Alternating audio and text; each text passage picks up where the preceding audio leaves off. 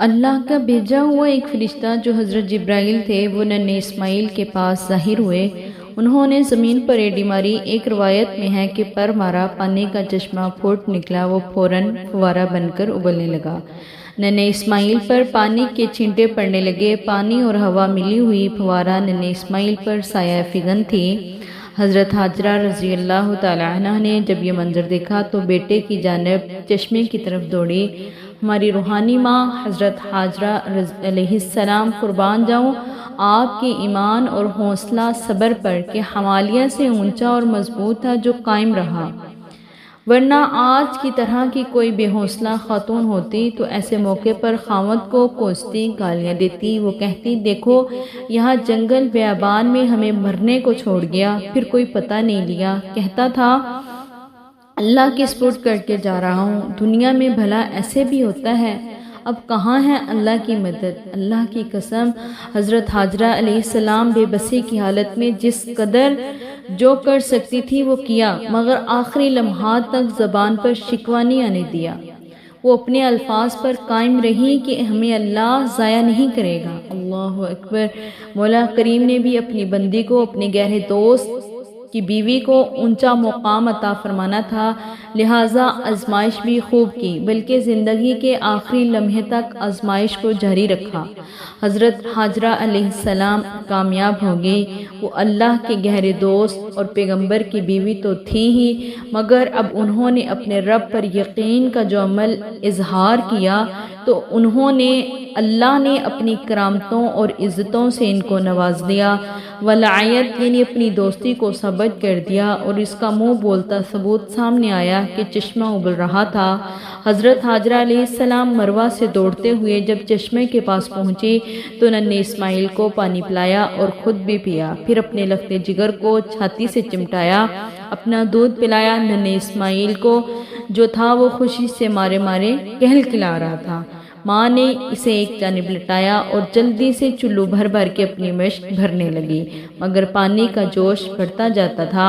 فرشتے نے حضرت حاجرہ علیہ السلام کو مخاطب کر کے کہا ضائع ہو جانے کا خوف مت کھاؤ، یہاں پر اللہ کا گھر ہے، یہ ننھا بچہ اور اس کا باپ عنقریب اس گھر کو بنائیں گے اور اس گھر کے پاسبانوں کو اللہ ضائع نہیں کرے گا۔ حضرت حاجرہ علیہ السلام نے جب سنا تو مزید اطمینان نصیب ہوا۔ اب اس اندیشے کے تحت کہ پانی ادھر ادھر ضائع نہ ہو، حضرت حاجرہ نے پانی کے ارد گرد پتھر وغیرہ رکھ کر اس کو تہہ بنانا شروع کر دی۔ اللہ کے رسول صلی اللہ علیہ وسلم نے فرمایا اللہ تعالیٰ اسماعیل کی ماں پر رحم کرے، اگر وہ زمزم کو یوں ہی چھوڑ دیتی تو وہ جاری چشمے کی شکل میں رہتا۔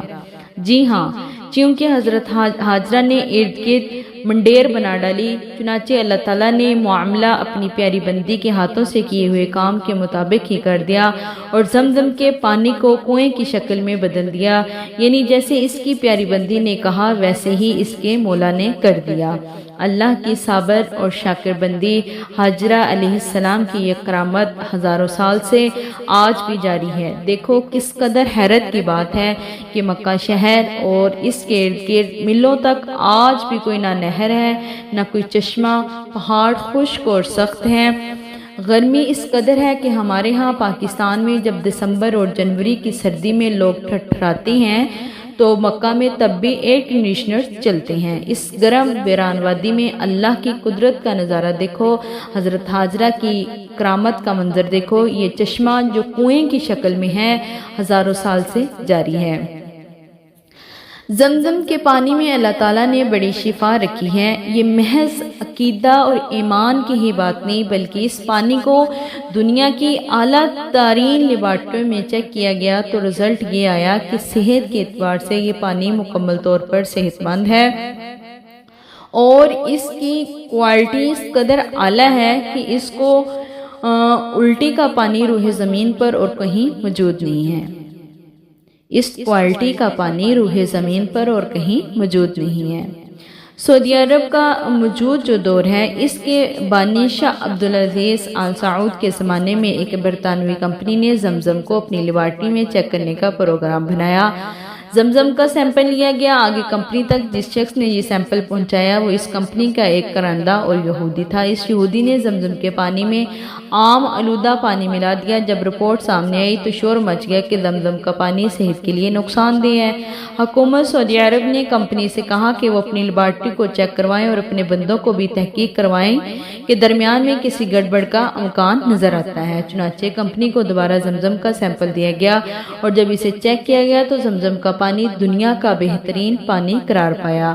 اب جب سیمپل لانے والے بندوں کی تحقیق شروع ہوئی تو ایک اہلکار جو یہودی تھا اس نے اعتراف کیا کہ اس نے عام استعمال شدہ آلودہ پانی زمزم کو پانی میں ملا دیا تھا۔ یہودی کی خیانت ظاہر ہوگی اور ثابت ہو گیا کہ حضرت حاجرہ کہ فرزند جناب رسول صلی اللہ علیہ وسلم آخر الزمان نے جب زمزم کے پانی کو آب شفا قرار دے دیا تو حکومت سعودیہ کا یہ جو ہے خوب جواب ایمان فروز کیسے ہو سکتا ہے؟ لیکن حضرت حاجرہ کی کرامت سے پھوٹنے والے چشمے کا پانی جراثیم زدہ نہیں ہو سکتا۔